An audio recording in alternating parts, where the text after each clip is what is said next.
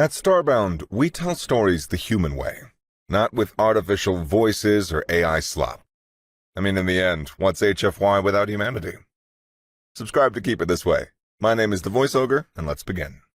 When the Galactic Council sent a human delegation to planet Travar to help the failing uplift of Travar's sapience, it was meant as a double punishment. A punishment for the Travarians, who remained too entrenched in their primitive ways to be conventionally uplifted, and a punishment for the humans, whose last attempt at uplifting other species had ended in disaster, costing the Council trillions of credits to repair. Princess Briali understood this well as she prepared to host her species' first contact with the humans, and she adjusted her expectations accordingly. To her, this forced arrangement was destined to be another failure, another excuse for her people to antagonize those galactic bureaucrats who arrived on her world peddling promises of prosperity and technology that her species neither understood nor controlled. With a suitably disapproving frown, she stood outside the castle walls, watching as the human ship descended, much as she observed the Zyari delegation the year before. The princess cut an imposing figure against the weathered stone of her ancestral fortress, her ceremonial armor reflecting the orange daylight as she waited. Only her face remained exposed, the deep purple of her skin creating a striking contrast against the metallic sheen of her armor. Her silver eyes, luminous as moonlight on water, tracked the descending vessel with calculated disinterest. Her hair, equally silver and flowing like spun starlight down to her shoulders, whipped backward in the powerful downdraft of the human ship's propulsion system, the strands dancing like leaves in the wind before the engines finally powered down. Around her, the royal entourage maintained their positions, guards in similar, though less ornate armor, advisors in robes of deep crimson, and various court officials whose expressions ranged from curious to openly hostile. They formed a semicircle behind their princess, a wall of Travarian tradition facing whatever strange customs these humans might bring. The ship's rear hatch opened rapidly, releasing a small cloud of vapor that dissipated quickly in the Gorat's thick atmosphere. 5 figures emerged from the vessel's interior, their forms silhouetted briefly against the bright internal lighting before stepping onto Travarian soil. 3 wore what appeared to be military uniforms, crisp utilitarian garments in muted green tones with various insignias and badges that meant nothing to Briali but clearly denoted rank and function. The 4th figure, clearly the ambassador by his more elaborate attire, a formal suit of deep blue fabric, moved in front of the group.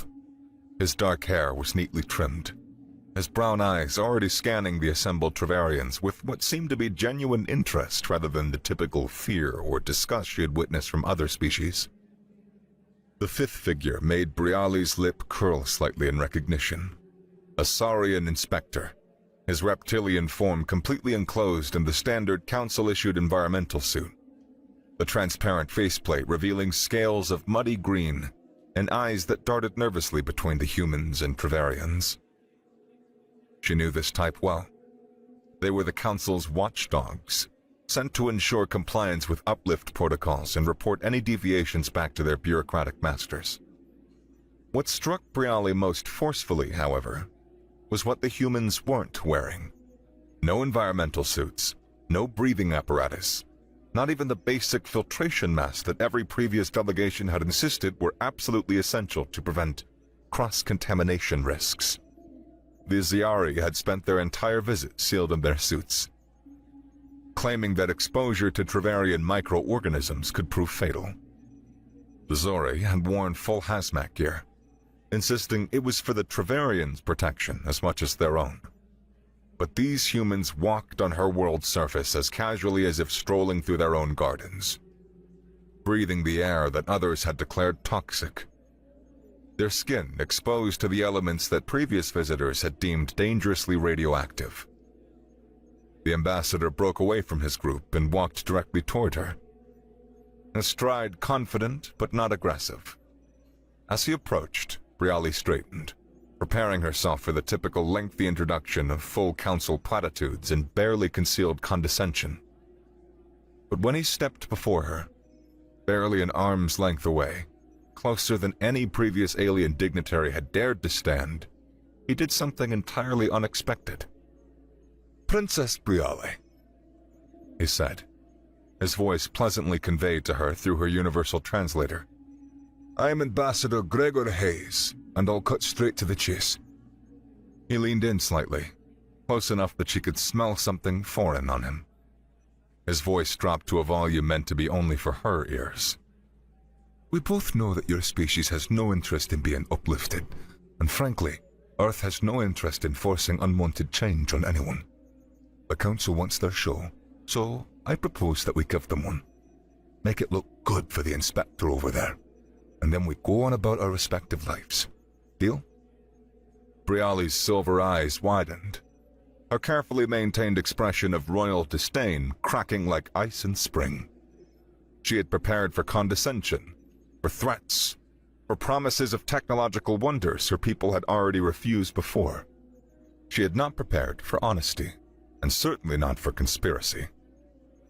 Her gaze flicked past Gregor's shoulder to where the Saurian inspector was gesticulating wildly at the human soldiers, his suit's external speakers crackling with what sounded like a lengthy tirade about protocol violations and the absolute necessity of proper protective equipment.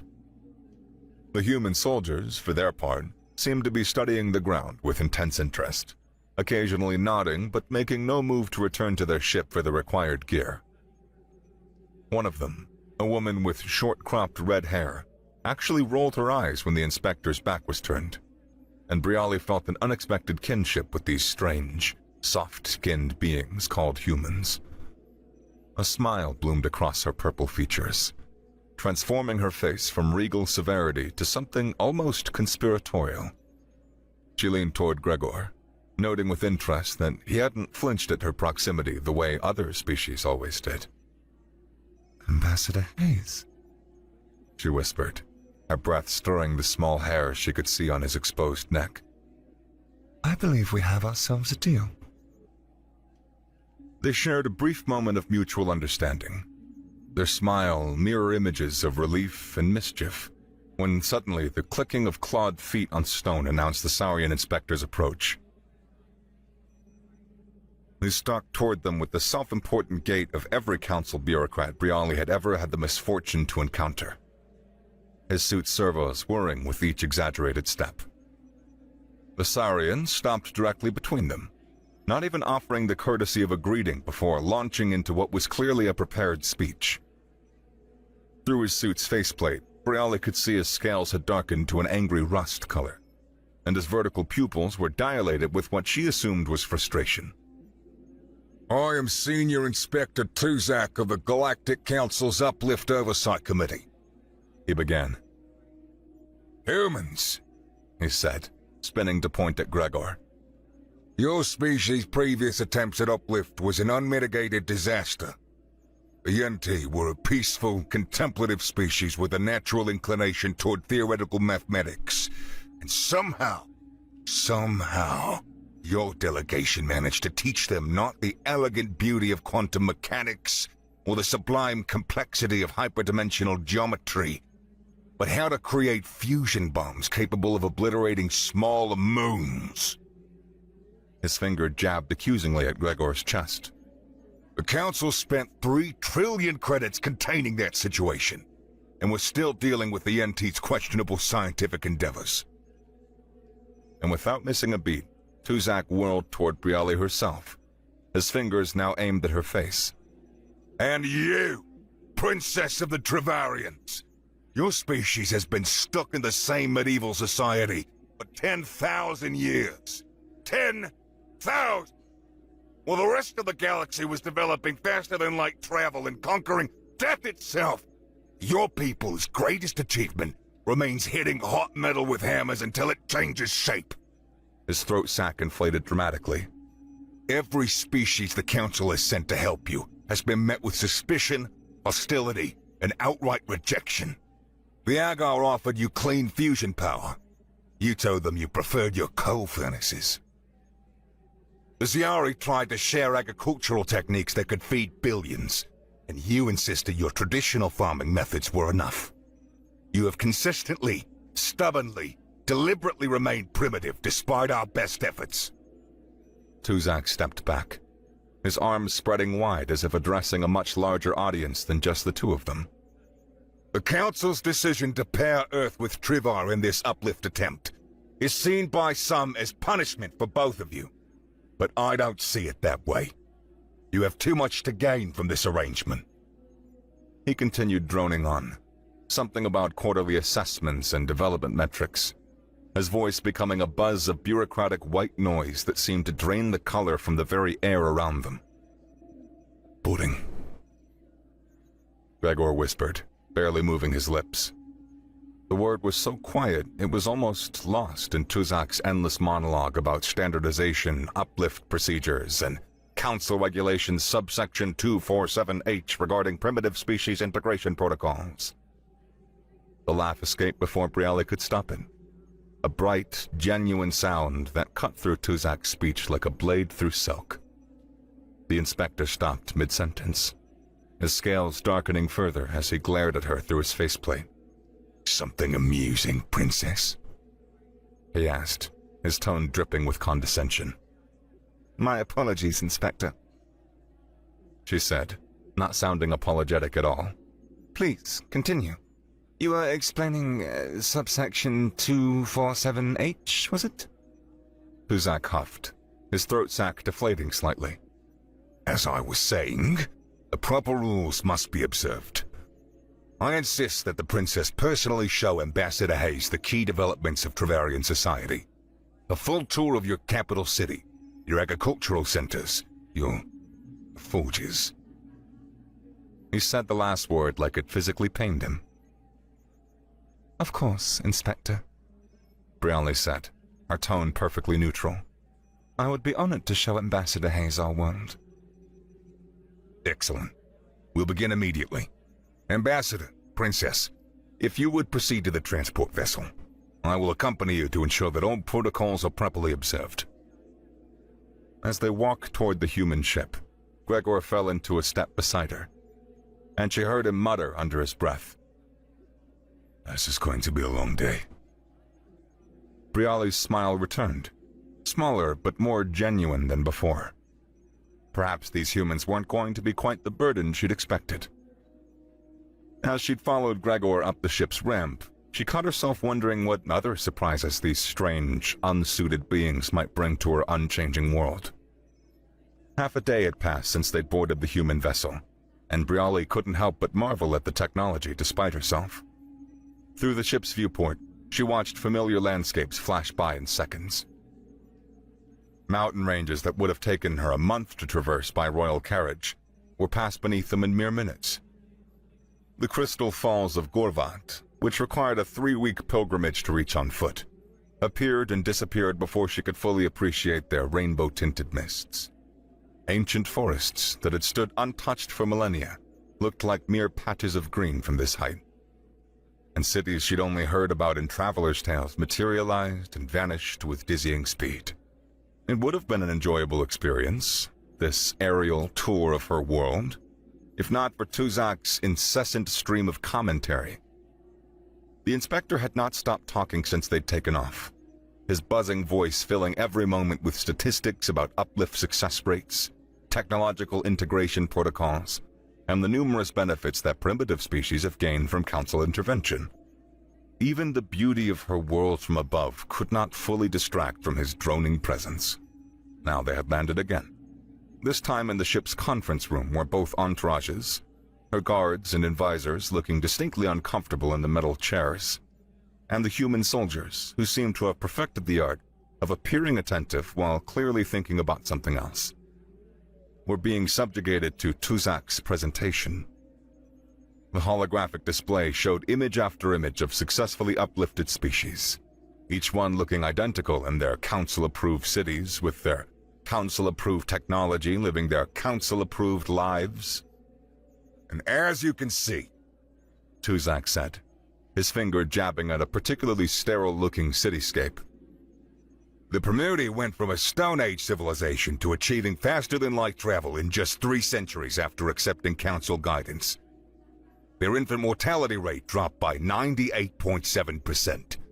Their average lifespan increased by 347%. And their gross planetary productivity increased by... Briali felt her eyelids growing heavy. The numbers blurred together. Meaningless statistics about lives she didn't know on worlds she'd never see or care about. Her armor, which she usually wore easily, suddenly felt unbearably confining in the climate-controlled conference room. She needed air, or at least a few moments without Tuzak's voice drilling into her skull.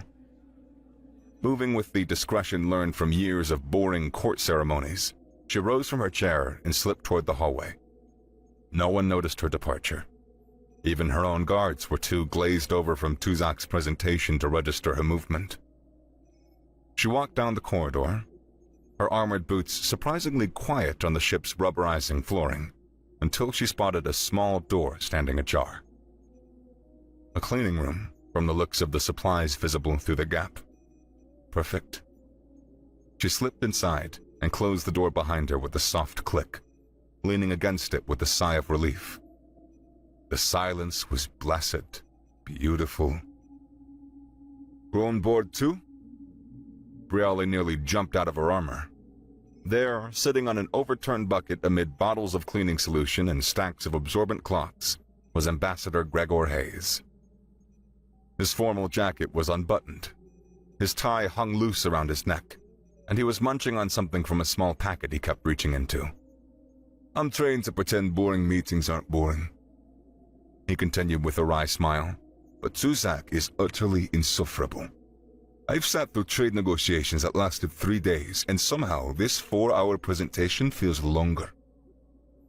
Despite her surprise, Briali found herself smiling. She readjusted her silver hair, which had become slightly disheveled from the boring hours of sitting, and studied the human with renewed curiosity. Can I ask you something, Ambassador? "Greg," he corrected, popping another of whatever he was eating into his mouth. "And sure."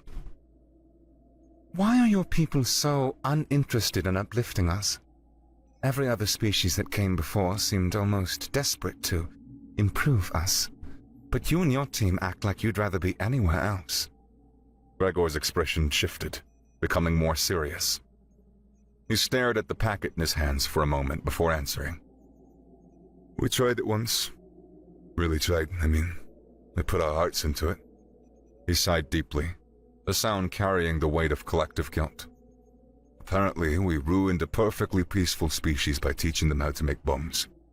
Briali felt something click in her mind, like pieces of a puzzle suddenly fitting together. Wait, you taught them? You didn't just give them the technology? "Of course we taught them," Gregor said, looking up at her with surprise. "What's the point of giving someone a tool if they don't understand how it works? We showed the Yenti the principles behind fusion, the mathematics, the engineering. No, we wanted them to truly understand, to be able to innovate and improve on their own." He laughed bitterly. "Apparently, that broke about 20 different council protocols. Now they send Tuzak to inspect every single interaction humanity has with other species." He shook his head, a genuine laugh replacing the bitter one. "You know, I heard they were actually discussing sending 2 inspectors on this mission. One to keep an eye on us, and one to do the same with you. Could you imagine? 2 of them instead of 1. The thought was so horrifying that Briali couldn't help but laugh. "That is something that will haunt my dreams," she said, moving further into the small room. Gregor held out the packet toward her. "You want some? They're candied peanuts, sweet and salty." Without thinking, Briali reached out and took a few, her armored fingers surprisingly dexterous as she brought them to her mouth. The flavor exploded on her tongue. Indeed, sweet and salty, with an underlying richness she'd never experienced before. "These are wonderful," she said, already reaching for more. Then, as an afterthought, "Wait, are these safe for my species to eat?" Gregor burst out laughing, nearly dropping the packet. You know, eating something and only then asking if it's safe. That's something I'd expect from my own species, not yours. His eyes sparkled with mirth. But yes, they're safe. We ran a full biological compatibility test before landing. No toxins, no allergens. He paused, his grin becoming mischievous. We didn't test for aphrodisiac effects, however. Briali felt heat rise to her purple cheeks, the blush darkening her skin to almost midnight purple. But then she saw the laughter in his eyes and realized he was joking. "You're mean," she said, but she was smiling. She pressed her ear against the door, listening. Tuzak's voice was muffled, but still going strong. Something about proper safety protocols in Section 15 of the Uplift Manual clearly stayed. She groaned. "Oh, this day is going to be eternal." Without ceremony, she grabbed another overturned bucket and sat down near Gregor, her armor clanking slightly as she settled. As she sat there, munching on alien candies in a cleaning closet, the weight of their earlier conversation suddenly hit her. Humans actually taught. They shared knowledge, not just finished products. Craig, she said slowly. Would humanity consider teaching us a bit of that science thing, despite what the Council thinks? This time it was his turn to look surprised. "I thought you were set in your ways. That's what the Council briefing said. The Trevarians actively resist all attempts at modernization." Briali shook her head. My father and the other rulers resist because the Council doesn't teach anything. They just give technology, then they use our dependence on it for control. If something breaks, we can't fix it. And if we want more, then we must beg and do the things they want, make the changes that they want. It's not an uplift. It's subjugation with extra steps. Gregor stared at her, his brown eyes wide. That's not what we were told at all. Maybe Earth really can help you out with a bit of science. Real science, I mean. Understanding, not just using. Briali considered this, but old prejudices ran deep. The failed uplift attempts had led her people with a distaste for anything labeled science. Tell me, she said. What else can science do besides build spaceships? I know about weapons and communication and medicines, but I feel my understanding is lacking. Gregor grinned. "Oh, princess, asking about science. How heretical of you." He gestured at her armor. "For starters, science could create armor that's much more resistant than what you're wearing without being nearly as heavy. That must be exhausting to walk around in." It took me 8 years to build up the strength to wear this without effort, Briali said with pride. On impulse, she began unfastening the gauntlet on her left arm, working the leather straps one after the other. The piece came away, revealing her bare arm, purple skin over muscles that were clearly defined, each group visible beneath her skin like carved stone. See? Gregor leaned forward, genuine interest replacing his joking demeanor. He reached out tentatively, his fingertips barely brushing her bicep. "That's incredible. You achieved this with just your natural body. No chemical enhancement, no genetic modification." Just training, he confirmed, oddly pleased by his appreciation. "Oh, suit must be even more impressive." He mused, then caught himself. I mean, the physical conditioning required. Your body must be impressive. To her own surprise, Briali found herself standing and beginning to remove the rest of her armor. It wasn't improper in any way. She wore perfectly respectable clothing underneath, a form-fitting tunic and leggings in deep purple that were standard military attire. But removing one's armor before someone was an act of trust in Trevarian culture, and she'd known this human for less than a day. Piece by piece, the armor came away. Breastplate, pauldrons, greaves. each one set carefully aside until she stood before him in just her training clothes. The outfit revealed the full extent of her conditioning.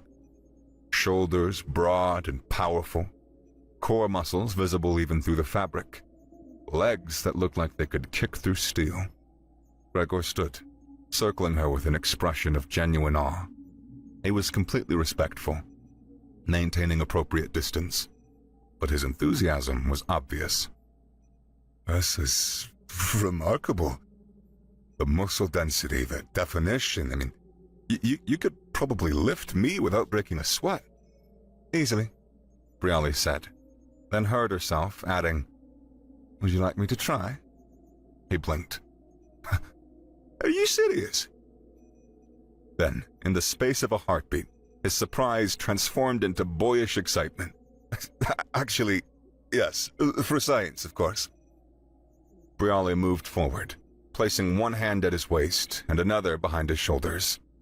With a smooth motion that spoke of years of training, she cleared him off the ground. He was lighter than she'd expected, or perhaps she was simply stronger than she'd realized. She held him at chest height, her face suddenly very close to his. "See?" she said, her voice coming out softer than intended. "Perhaps having no advanced science has its benefits."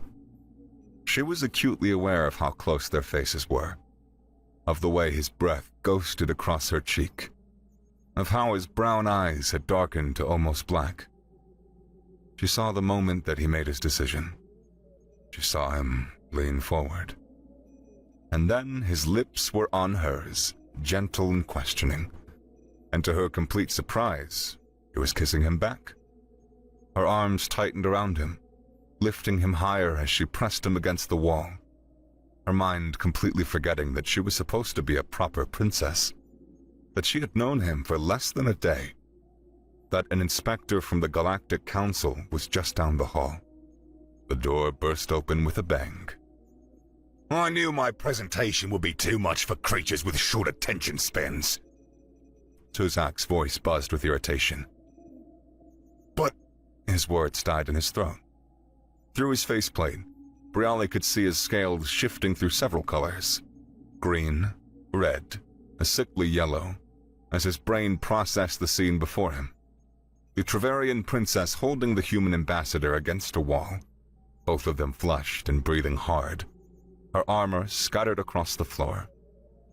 Briali froze, petrified at being caught in such a position. Gregor laughed awkwardly, and while suspended in her arms, he managed to say with a remarkably straight face, "It's not what it looks like. It was just testing her strength for scientific purposes, to ensure that any technology transfer wouldn't harm her species' musculature. It's very important to establish baseline physical capabilities." Briali looked at him, amazed at the sheer boldness of someone who could tell such an obvious lie while being held aloft by an alien princess he'd just been kissing. Even for Tuzak, for once in his life, he seemed to have run out of words. 2 years later, Senior Inspector Tuzak, former Senior Inspector Tuzak, he corrected himself bitterly, found himself not just fired, but standing before a door he'd only seen in his worst nightmares. The entrance to the Galactic Council's main interrogation chamber loomed before him, a massive construct of black metal and old inscriptions. The door stood 30 meters high, tall and imposing.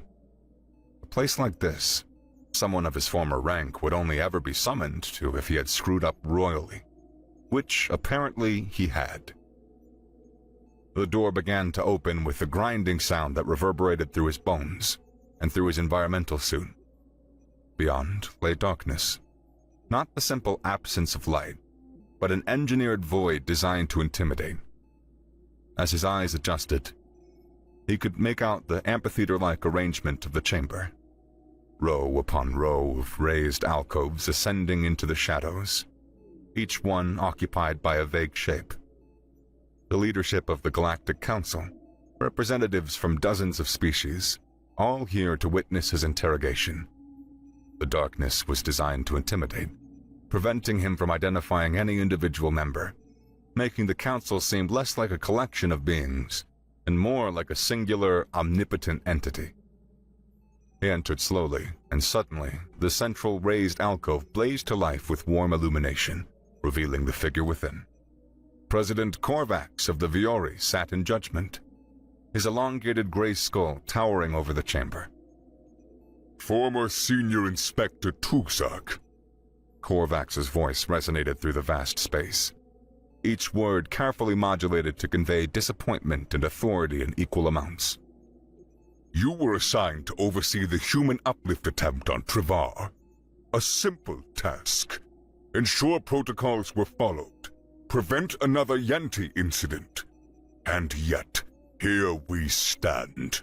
2 years later with reports that make the Yenti situation look like a minor clerical error. The president leaned forward, his elongated fingers steepling before him. Explain to this council how the humans are doing it again.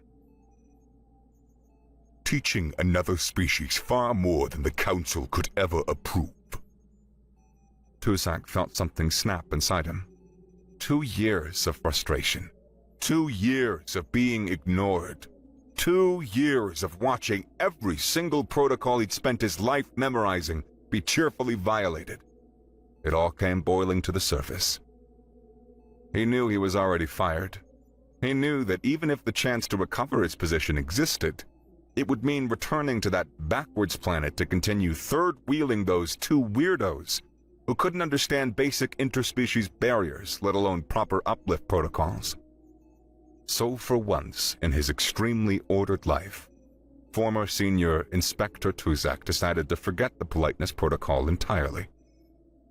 You want to know what happened? He exploded, his throat sac inflating to its maximum size, his voice crackling through his suit's speakers. Do you want to know how your brilliant punishment backfired? How about I tell you exactly what I've been trying to report to you for 2 years? Well, this council ignored every single one of my urgent communique! A ripple of shock ran through the darkened alcoves. No one spoke to the council like this. No one. The punishment that you designed for both species didn't just backfire. Tuzak continued, his scales shifting to an angry crimson visible even through his faceplate. It backfired on the very first day. Within hours, President Korvax. Within hours. Surely you exaggerate, Korvax said, though his tone had lost some of its certainty. These things take time to develop. Hours? Tuzak repeated. I was barely through Section 3 of my 10-section presentation on proper uplift procedures when I noticed that the princess and the human ambassador had disappeared. I found them in a cleaning closet. A cleaning closet. And they weren't just talking. She had removed her armor. He was elevated. And they were exchanging far more than council-approved knowledge, if you understand my meaning. That seems highly unlikely. It was a first contact scenario. It couldn't possibly have escalated to... Korvax began. You think so? Tuzak's laugh was bitter. That was just the beginning. That was just the beginning. Now, I thought it was just some bizarre one-time incident. Some weird primate bonding ritual, a Travarian hospitality custom I didn't understand. But no. Oh no. It was much worse than that. He began pacing within his circle of light, his tail lashing behind him. For 2 years, I tried to maintain protocol. Do you know what that was like? Every time I tried to schedule a proper technology assessment meeting, they would suddenly develop urgent duties elsewhere. And then later, I would find them in the castle gardens. The excuses were the worst part. For science, testing chemistry, teaching biology. And those are the ones that I can repeat. When I imposed a supervised interaction schedule, they began meeting at night. I even caught them once in a palace roof at 3 in the morning. They had the audacity to claim that I was in the way of his uplifting. The murmuring from the alcoves grew louder. I tried everything. Tuzak continued. Separate quarters? They'd sneak out. Constant supervision. They would wait until I was asleep. And before you ask, yes, I tried not sleeping. But after 4 days, I started hallucinating. and I thought that a cleaning bot was trying to assassinate me. So I even tried getting their respective entourages to help maintain proper boundaries. Do you want to know what happened? The human soldiers started teaching the Trevarian guards something called poker. And now that is an entire underground gambling ring that exists within the palace. But surely the Trevarian king would object to... Korvax attempted. Tuzak's laugh was hollow. Object? The king practically threw a festival when Ambassador Hayes asked for his daughter's hand in marriage. Apparently the human had proven his worth by promising to stay and teach them how to make the boomstick. One conversation. One. And the king was ready to hand over his eldest daughter along with half the kingdom. The wedding happened 6 months ago. 6 months! Married? The word echoed from multiple alcoves simultaneously. Oh, it gets worse, Tuzak said, his voice dropping to something almost gleeful in its despair. The king is now demanding heirs. Biological compatibility issues? The humans see that as a fascinating scientific challenge. They've already got 3 separate research teams working on it. 3! They're discussing things like genetic bridges and artificial chromosomal compatibility. Do you understand what I'm saying? They are going to science their way into not disappointing the king. The chamber fell silent. But wait, Tuzak said, building momentum. There's more. It's not just the princess and the ambassador anymore. There are now 10,000 humans living on Travar. 10,000! They came as cultural exchange students and scientific advisors. I stopped counting the protocol violations when I reached 1,000. They're teaching the Travarians everything. Metallurgy improvements, agricultural optimization, base electronics, military tactics. Military tactics. Korvax's voice cracked slightly. Oh yes. Oh yes. Tuzak said with manic enthusiasm. It turns out that the Travarians' medieval combat techniques are fascinating from a close-quarters combat perspective. So now, the human marines are learning sword fighting, while Travarian warriors are learning something called guerrilla warfare. They are exchanging military knowledge. For fun. President Korvax slowly turned to look at the other council members, his 6 eyes blinking in sequence, a sign of extreme distress among the Viori. The realization was dawning on all of them. The humans were doing exactly what they'd done with the Yenti, but worse. At least the Yenti had just learned science. The Travarians were learning everything. There must be some way to contain. Korvax began. Contain? Tuzak interrupted, his professional composure completely shattered.